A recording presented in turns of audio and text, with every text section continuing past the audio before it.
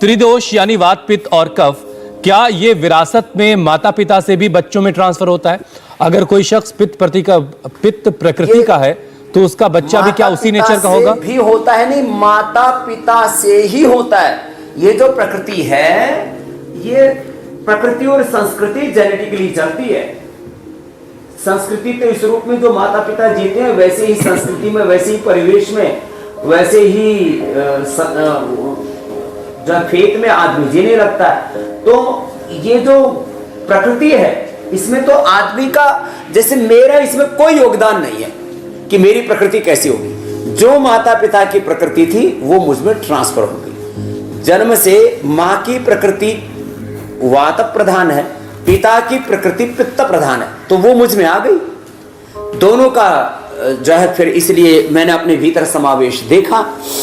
तो ये जेनेटिकली ही होता है, बस योग करके आप इसको संतुलित कर सकते हो। और बिल्कुल सिंपल, पहले तो घरेलू बता देता हूं। जिनकी वात प्रधान प्रकृति हो तो हल्दी, मेथी, सौंठ और लहसुन, प्याज का प्रयोग करें। जिनकी कफ प्रधान प्रकृति हो तो दूध में हल्दी, शिलाजीत और त्रिकुटा जैसे या हल्दी, अदरक का रस और शहद का प्रयोग करें। और जिनकी पित्त प्रधान प्रकृति है वे अनार, गाजर, चुकंदर, सेव, अंकुरित और एलोवेरा, वीटग्रास आदि ऐसी चीजों का सेवन करें। तो अपने आहारचर्या, ऋतुचर्या और दिनचर्या को ठीक करके इन तीनों प्रकार के प्रकृति का बैलेंस कर सकते हैं। और ये 100% जेनेटिकली ही होती है। और इसलिए ज्यादातर बीमारियां भी जेनेटिकली होती है। वात, पित्त, कफ संतुलन है तो आपका कोई रोग हो ही नहीं सकता। ये घरेलू उपचार के अलावा हम रेडीमेड भी, जैसे वात प्रदान है तो पीडानिल गोल्ड खाली पेट रेडीमेड में, और खाने के बाद जो है ऑर्थोग्रिट ले लिया। पित्त प्रधान है तो खाली पेट एलोवेरा, वीटाग्रास या एसिडोग्रिट या सर्वकल्प या लिवोग्रिट और लिवामृत ले लिया। और कफ प्रधान है तो मात्रा अकेला स्वासारी रस या स्वासारी वटी या स्वासारी गोल्ड से ही काम चल जाएगा। तो ये बहुत छोटे छोटे उपाय हैं। इन उपायों के द्वारा अपनी प्रकृति को पूरी तरह से संतुलित कर सकते हैं और सारी विकृतियों से बच सकते हैं। प्रकृति में विकृति आने से, मूल प्रकृति वात, पित्त, कफ की है, प्रकृति में विकृति आने से ही ये सारे अलग अलग प्रकार के शारीरिक मानसिक रोग हमें जीवन में दिखाई देते हैं। और एक बात और सुन लो, जिनकी कफ प्रधान प्रकृति है उनको नींद बहुत आती है। जिनकी वात प्रधान प्रकृति होती है उनको सपने बहुत आते हैं। और जिनकी पित्त प्रधान प्रकृति होती है उनको नींद कम आती है। मैं सोचने की कोशिश कर रही थी कि इनमें से क्या होता है। मैंने भी अपने आप को जज कर लिया। वाले थोड़े मस्त रहते हैं, मैं हुसैन यही काम करें, पित्त वाले थोड़े गुस्सैल रहते हैं। हम लोग ये सोच रहे थे कि इनमें से क्या होता है, सपने ज्यादा आते हैं या नींद ज्यादा आती है। तो फॉर्चुनेटली ऐसा तो मेरे साथ कुछ नहीं है। अच्छा स्वामी जी, कहते हैं कि कफ नेचर वालों को दूध नहीं पीना चाहिए। कफ प्रकृति जिनकी है उन्हें ठंडा भी नुकसान कर सकता है। ऐसे में दूध और घी ये कफ को बढ़ाते हैं। इनमें स्निग्धता होती है ना, चिकनी चीजें जितने भी हैं मीनाक्षी जी, वो सारी जो है वो कफ को बढ़ाती है। इसलिए जिनको कफ प्रकृति है उनको दही के अंदर गुड़ शक्कर मिला के लेना चाहिए और दूध के अंदर हल्दी, शिलाजीत या च्यवनप्राश या केसर मिला करके लेना चाहिए, तो उनके लिए औषध हो जाती है। या छोटी पीपल उबाल के लेना चाहिए या खजूर के साथ लेना चाहिए, तो कोई कफ का उपद्रव नहीं होगा। तो ये दूध जो है कफ बढ़ाता है, दही जो है ये पित्त को बढ़ाता है, और जो है छाछ जो है वो एसिडिटी को बढ़ाती है। तो उसमें लवण भास्कर हिंगवाष्टिक डाल कर लेना चाहिए। तो थोड़ा थोड़ा इस अनुपान भेद इसको बोलते हैं, किस चीज के साथ किस चीज को ले रहे हैं, अनुपान कहते हैं उसको आयुर्वेद में। अनुपान भेद से सभी प्रकार के द्रव्यों को हम, उनका जो प्रधान गुण है उसको हम रूपांतरित कर सकते हैं। मीनाक्षी जी, स्वामी जी, वात, पित्त और कफ ये तीनों जो चीजें हैं, इन तीनों का नेचर बिल्कुल अलग अलग है। और आपने कई बार खुद कहा है कि खाना अपनी अपनी प्रकृति के अनुसार ही होना चाहिए।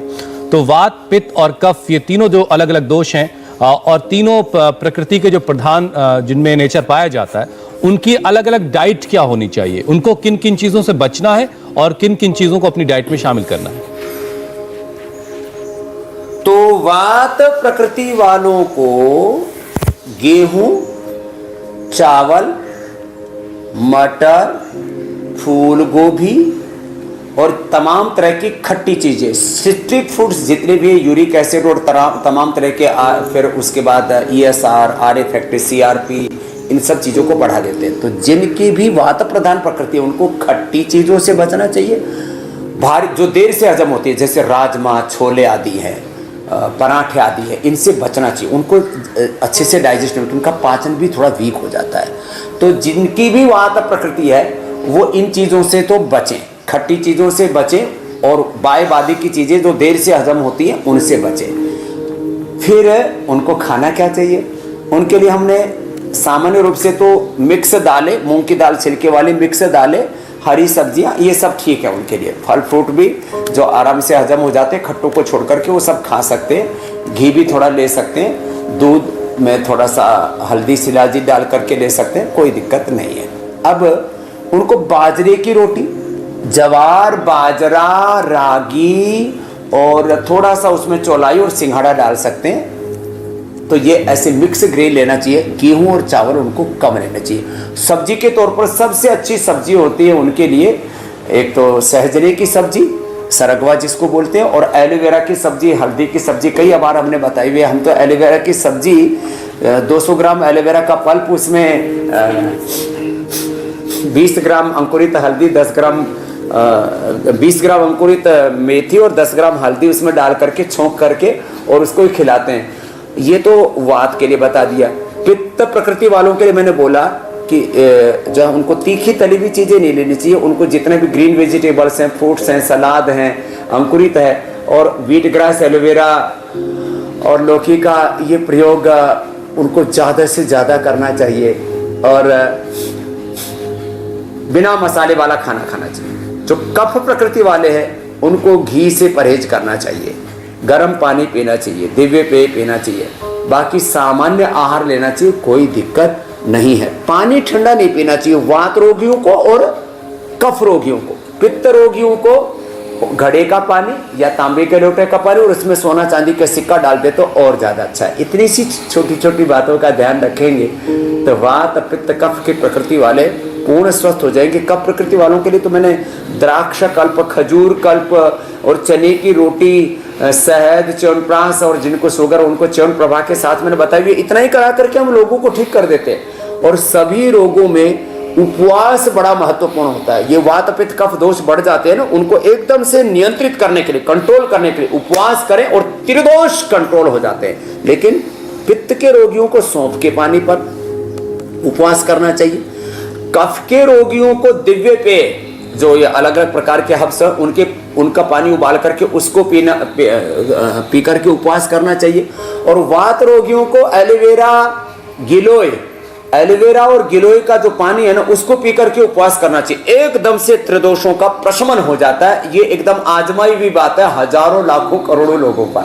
और रोज में 1000 से ज्यादा असाध्य रोगियों के बीच में रहता हूँ। रोज मैं देखता हूँ जो इन चीजों का ऐसे नियंत्रण करते हैं ना, फिर त्रिदोष उनका बेड़ा पार है, त्रिदोष उन पर हावी नहीं होंगे। अच्छा स्वामी जी, हमने बड़ों से अपने कई बार ये सुना कि तांबे के बर्तन में पानी भर के उसे खुले आसमान के नीचे अगर रख दिया जाए तो बहुत बेहतर है, वरना अगर तांबे के बर्तन में ही पानी पिया जाए तो उससे भी ये तीनों दोष जो हैं वो बैलेंस रहते हैं। इसमें कितनी सच्चाई है? लेकिन जिनकी पित्त प्रकृति होती है उसका किसी का तांबे के पानी पीने से भी पित्त बढ़ जाता है। उनको, जिनकी पित्त प्रकृति है उनको चांदी के पात्र में, चांदी के लोटे और आजकल जग आने लगे। जिनकी पित्त प्रकृति है उनको चांदी के लोटे में पानी पीना चाहिए। शेष वात वाले उनको ताम्र में पीना चाहिए।